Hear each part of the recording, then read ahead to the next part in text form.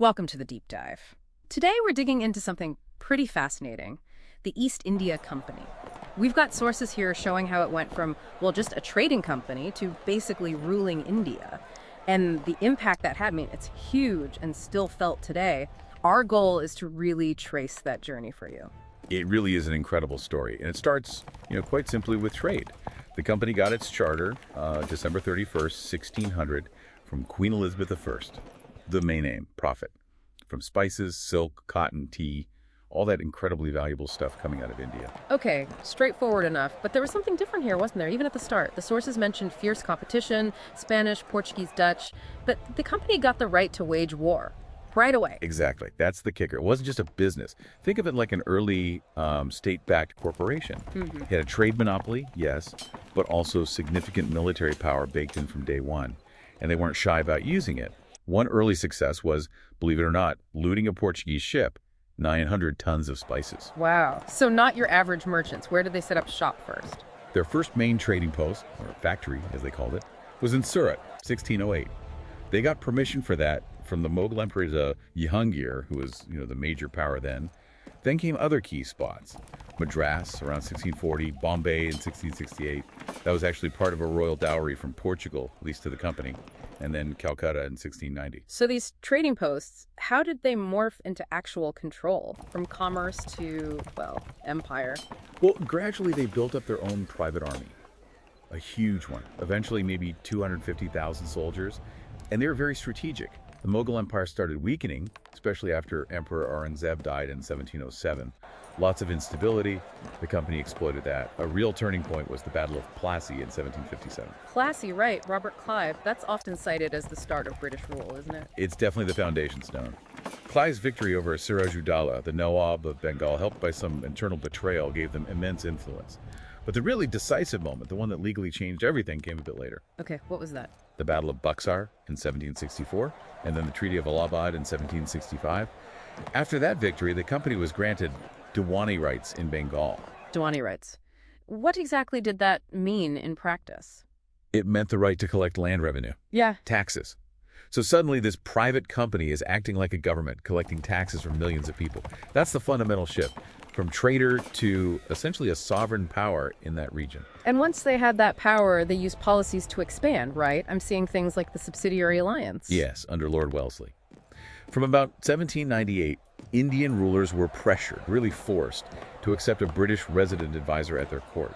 And they had to pay for British troops stationed there. So they lost independence piece by piece. Hyderabad was the first state, 1798.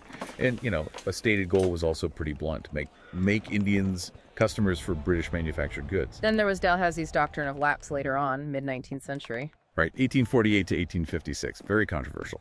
If an Indian ruler died without a direct male heir, the company could just annex the state. States like Satara, Jhansi, they fell under this policy. Even Arad, a huge state, was annexed in 1856, though the excuse there was misgovernance. These weren't just land grabs. They were about controlling resources, funneling wealth back to the company, and ultimately to Britain. And the amount of wealth. The sources talk about a drain of wealth. The numbers are staggering. They really are. One estimate is around £6 million sent to Britain just between 1758 and 1765, and that's excluding direct company profits. Plus, you had these home charges, India paying for the administration in Britain. It was a systematic drain. And it wasn't just money flowing out, it impacted industries within India, too. Hugely. Company policies, sometimes deliberately, undermined traditional Indian industries, particularly textiles. India went from a manufacturing hub to mainly supplying raw materials, and then buying back finished goods from Britain. The railways, ironically, made this easier, getting raw cotton out faster. Though, to be fair, the company did also establish some administrative structures, legal frameworks, laying groundwork for modern systems. But the primary motive was extraction. This level of exploitation, the annexations, it had to lead to resistance, the 1857 uprising. Absolutely. Widespread anger finally boiled over in 1857, often called India's first war of independence. The immediate trigger, as the sources often highlight, was the introduction of new rifle cartridges greased with animal fat offensive to both Hindu and Muslim soldiers. The underlying causes were much deeper. Did the company survive that?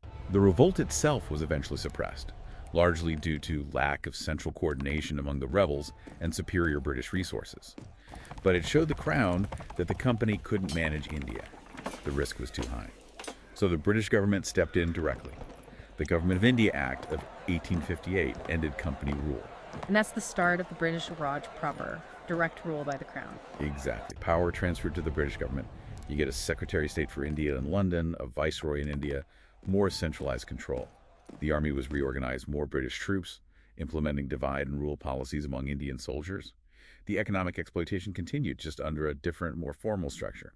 So looking back at this whole period, company rule then, the Raj, what's the legacy for India today, it seems? Mixed. Deeply mixed, yes.